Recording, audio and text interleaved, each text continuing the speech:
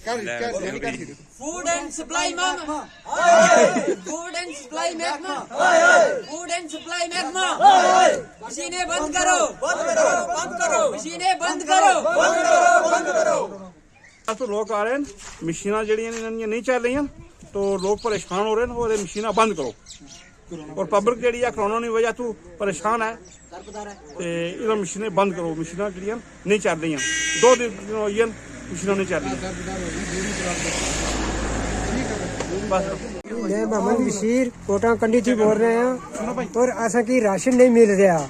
असा यानी कि दूर दराज तो आया, पहाड़ियां तो इतना असा इंतजार कर रहे हो, और डीलर आना है कि राशन नहीं दे रहा, मशीना यानी खराबियां, तो लिहाजा इस पर मशीना बंद की जान और असें राशन और अपना हक दिता जाए। गल करना तनवीर आप तुम भी बोल रहे यार, 2 लफ्ज बोल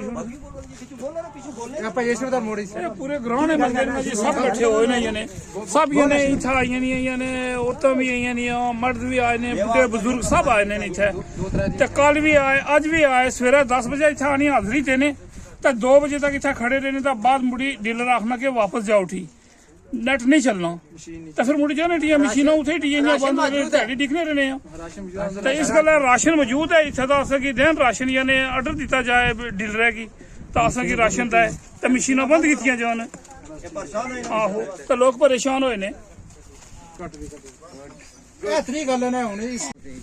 डियर सर, मैं इरफान बोल रहा हूँ। एक्चुअली सर यहाँ पे हम आए थे राशन के लिए, तो यहाँ पे 2-3 दिन से बराबर प्रॉब्लम आ रही है कि यहाँ पे जो हमारे डीलर साहब हैं वो बता रहे हैं कि उनके पास यहाँ पे स्टॉक मौजूद है, बट यहाँ पे किसी को वो रिलीज़ नहीं कर रहे हैं, क्योंकि बता रहे हैं कि ऊपर से आर्डर अभी तक वहाँ से पास नहीं हो पाया। तो PSO जो मशीन है उनके लिए आप आर्डर प्लीज़, मेरी हम्बल रिक्वेस्ट है कि वो वहाँ से जो हमारे DC साहब हैं वो ये आर्डर वहाँ से रिलीज़ करें, और या फिर हमारा जो है, क्योंकि ये डेली यहाँ पे काफ़ी लोग आ रहे हैं, यहाँ पे आप बुजुर्ग भी हैं, वो बेचारे काफ़ी दूर दूर से आते हैं, तो उनके लिए काफ़ी मुश्किल हो रहा है। तो ये हम्बल रिक्वेस्ट है DC साहब इस बात को समझे, और आगे प्लीज़ हमें जो है AD साहब से भी हमारी हम्बल रिक्वेस्ट है कि वो बात को समझे, और हमें जो ये परेशानी आ रही है इसका सोल्यूशन जल्दी से जल्द हो जाए, या तो ये PC मशीन को ओपन किया जाए ताकि हम यहाँ से राशन ले सकें। राशन अवेलेबल है, स्टॉक भी अवेलेबल है, बट यहाँ पे खाली मशीन पे फिंगर जो है वो नहीं हो पा रहा क्योंकि वो आर्डर रिलीज नहीं हुआ। So it's humble request to DC sir that please issue the that information that we got the PSO and we can be able to receive the ration. So thank you so much.